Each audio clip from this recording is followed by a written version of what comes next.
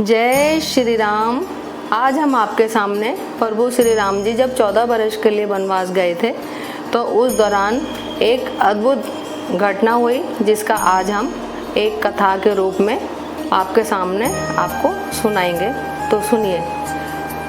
श्री राम को अपने पिता द्वारा 14 वर्ष का वनवास दिया गया जिसे उन्होंने प्यार से स्वीकार कर लिया। उनके साथ लक्ष्मण जी और सीता जी भी वन को गए।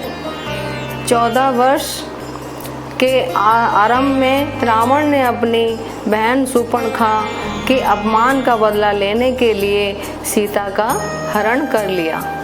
राम और लक्ष्मण को सीता जी को खोजते खोजते एक दिन एक सरोवर नदी पर पहुँचे।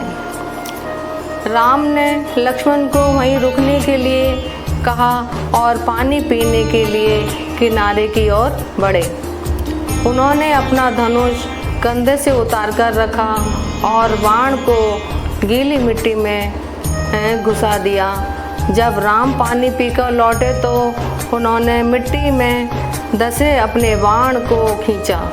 तभी उन्हें बाण की नोक पर रक्त लगा दिखाई दिया। उन्होंने मिट्टी की ओर देखा तो वहाँ एक मेंढक बाण की नोक से घायल होकर लहूलुहान पड़ा था। राम ने मेंढक को बाहर किया और कहा, तुमने मुझे आवाज़ क्यों नहीं दी? यदि तुम दर्द के मारे चिल्लाते तो मैं बाण निकालकर तुम्हें बचा लेता और इस पाप कर्म का भागी मैं कभी नहीं बनता। मेंढक कराते हुए बोला, प्रभु, जीवन में जब भी मुझ पर संकट आया तो आपको ही याद किया और आपने हमेशा मेरी रक्षा की। आप ही तो इस जगत में सर्वोपरि हैं। राम ने दुखी होकर कहा, फिर तुमने इस बार मुझे क्यों नहीं पुकारा?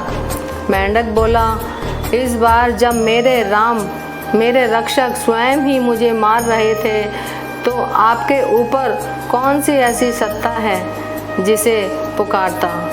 वह कहते हुए मेंढक सदैव के लिए जीवन मुक्त हो गया और उसने अपना प्राण त्याग दिए। प्रभु राम जी को उसकी अनन्य भक्ति देखकर उन्हें भी बहुत अच्छा लगा और मेंढक को श्री राम के द्वारा मोक्ष की प्राप्ति हुई। आखिरी में हम आपको अखंड भक्ति, मेंढक की जो अखंड भक्ति थी उनके ऊपर, प्रभु राम के ऊपर अटूट विश्वास को जन्म देती है और यही विश्वास सबसे बड़ा जीवन सफल बन जाता है। इसे पाने के बाद भक्त सभी अवस्थाओं में परम प्रसन्नता होकर अपना जीवन व्यतीत करते हैं। तो इसलिए हम कहते हैं हमें हमेशा अपने भगवान पर विश्वास करके चलना चाहिए। कभी हमें दुखों से घबराना नहीं चाहिए। आपको ये कथा कैसी लगी हमें बताइए और मेरे चैनल को सब्सक्राइब कीजिए और लाइक कीजिए। जय श्री राम।